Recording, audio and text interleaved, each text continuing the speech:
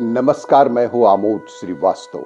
Amazing thought, amazing message, amazing information की दिशा में आज एक कदम और आगे। आज के इस दो चिंतन का विषय है निंदा का परित्याग और लकड़ी का कटोरा। आज के इस पहले चिंतन का विषय है निंदा का परित्याग। मनुष्य एक सामाजिक प्राणी ही तो है और समाज में निर्वहन के लिए व्यक्ति के सामाजिक गुणों का अत्यंत ही महत्व है। गुणी व्यक्ति को प्रत्येक जगह सम्मान की प्राप्ति होती है।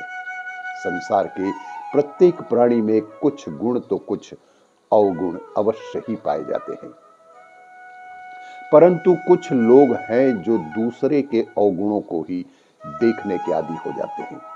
वे किसी भी सकारात्मक पक्ष में नकारात्मकता देखने के अभ्यस्त हो जाते हैं। प्रायः ऐसे लोगों में निंदा की प्रवृत्ति भी पाई जाती है और वे ऐसा करके खुद को समाज में श्रेष्ठ एवं दूसरे को नीचा साबित करने का प्रयास जीवन भर करते रहते हैं। निंदा एक नशे की भांति है।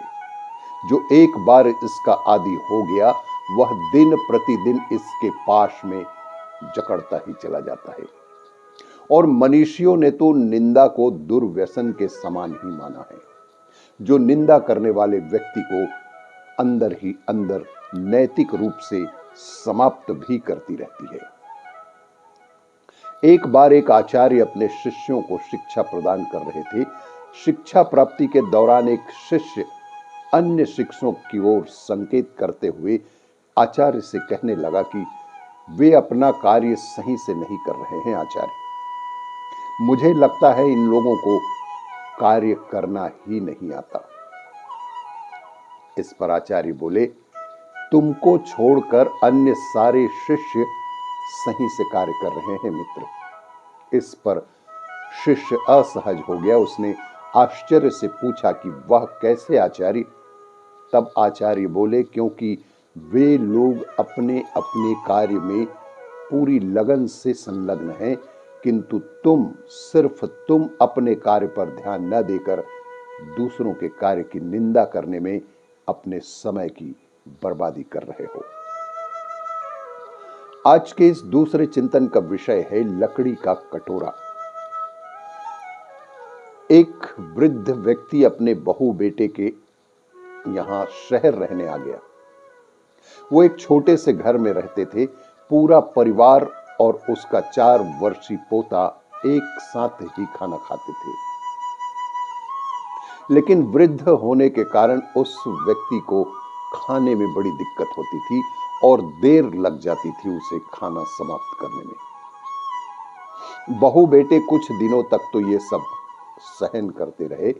अगले दिन जब खाने का वक्त हुआ तो बेटे ने एक पुरानी सी मेज को कमरे के कोने में अलग से लगा दिया और अपने बूढ़े पिता से बोला कि पिताजी, आप आज से यहां पर बैठकर खाना खाया करो। बूढ़ा पिता वहीं अकेले में बैठकर अपना भोजन करने लगा। यहां तक कि उनके खाने पीने के बर्तनों की जगह एक लकड़ी का कटोरा ही दे दिया गया था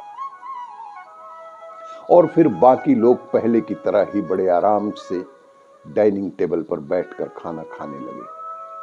वहां बैठा बालक भी यह सब बड़े ध्यान से देखता रहा, सुनता रहा और समझता रहा और वह भी अपने आप में मस्त रहता था। एक रात खाने से पहले उस छोटे बालक को उसके माता पिता ने जमीन पर बैठकर कुछ करते हुए देखा। पिता ने पूछा कि तुम क्या बना रहे हो? बच्चे ने बेहद मासूमियत के साथ उत्तर दिया, अरे मैं तो आप लोगों के लिए एक लकड़ी का कटोरा बना रहा हूं, ताकि जब मैं बड़ा हो जाऊं तो आप लोग इसमें अपना खाना खा सकें। और वह पुनः अपने काम में लग गया। पर इस बात का उसके माता पिता पर बहुत गहरा असर हुआ। उनके मुंह से एक भी शब्द नहीं निकल सका और आंखों से आंसू बहने लगा। वो दोनों बिना कुछ बोले, बिना कुछ बताए ही समझ चुके थे कि अब उन्हें क्या करना चाहिए और उस रात वो अपने बूढ़े पिता को वापस डिनर टेबल पर ले आए और फिर कभी भी उनके साथ उन दोनों ने कोई भी अभद्र व्यवहार नहीं किया। आपको ये मेरा वीडियो अच्छा लगे तो लाइक करें, शेयर करें और सब्सक्राइब अवश्य करें। धन्यवाद।